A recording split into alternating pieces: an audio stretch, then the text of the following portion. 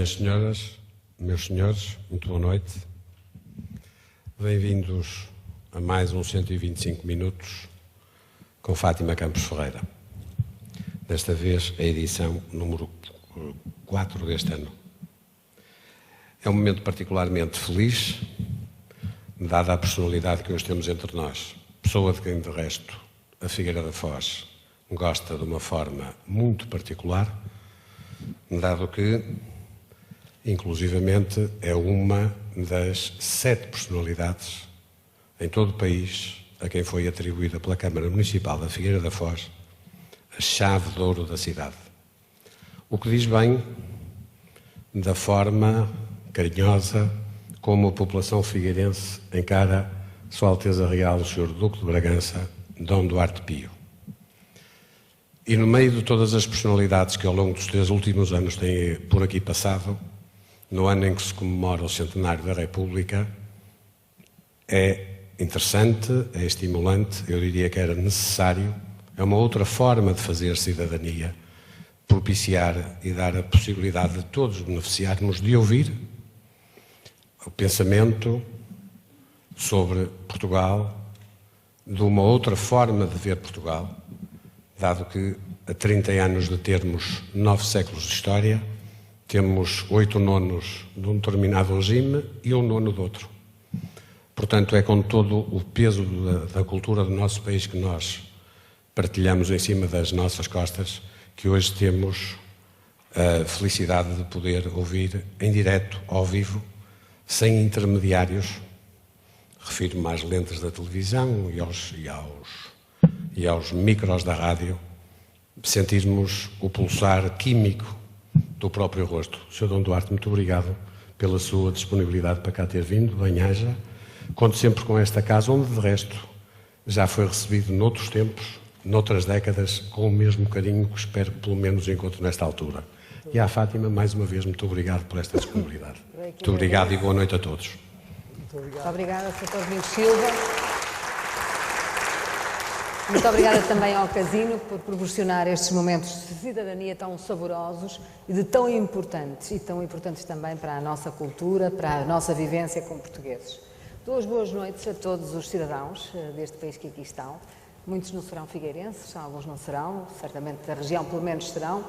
E, em particular, ao Sr. Dom Duarte de Bragança, Sr. Dom Duarte Pio de Bragança, uma das personalidades que os portugueses mais se habituaram a respeitar, a acarinhar, e talvez uma personalidade que nunca nos defraudou, que nunca desiludiu os portugueses.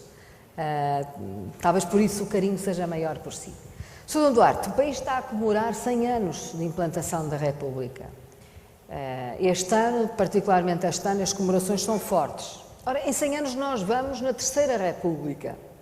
Isso implicou a abolição da monarquia, o fim da monarquia, uma alteração do regime. O senhor acha que há razões para comemorar vivamente?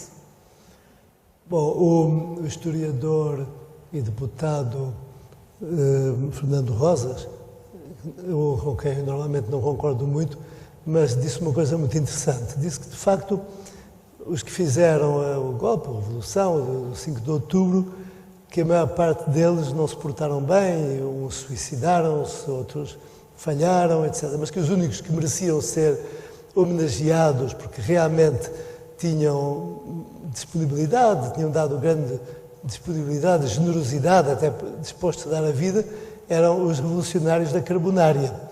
Ora, de facto, tenho que concordar com ele, eram os mais consequentes. São os regicidas. São aqueles que fartaram-se de matar gente antes e depois da Revolução. Mas faziam-no por um ideal, porque acreditavam e estavam a dar a vida pelo seu ideal. Não é?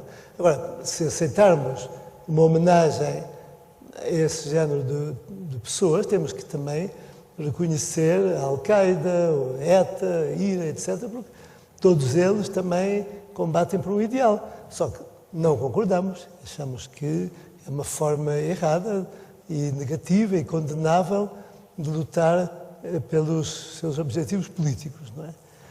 Portanto, não faz muito sentido fazer-se grandes homenagens a uma revolução que derrubou um regime democrático legal que funcionava, mais ou menos, mas que funcionava, para substituir por um regime que, durante os primeiros 16 anos, funcionou tudo muito mal.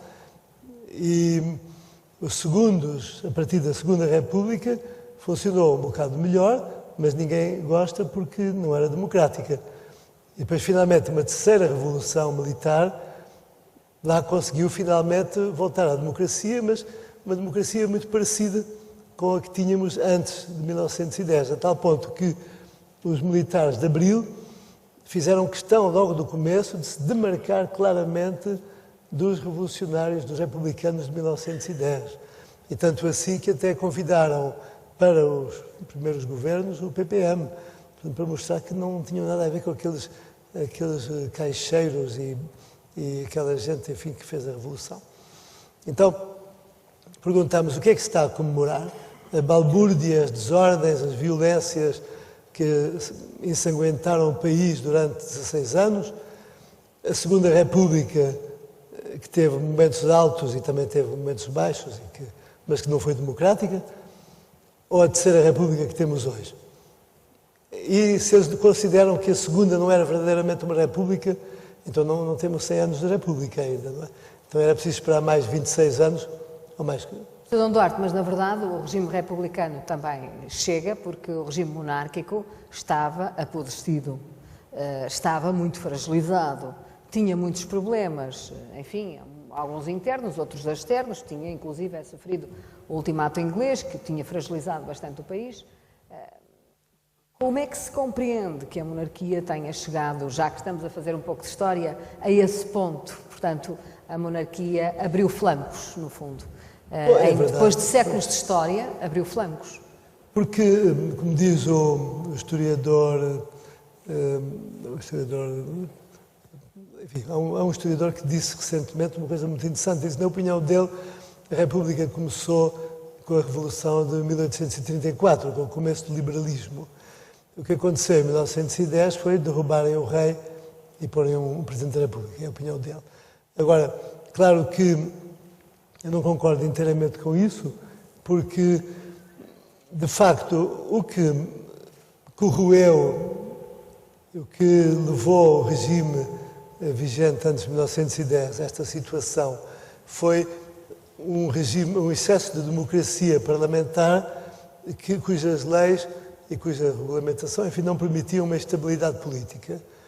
E os partidos políticos, de facto, não favoreciam a estabilidade. Quando o rei Dom Carlos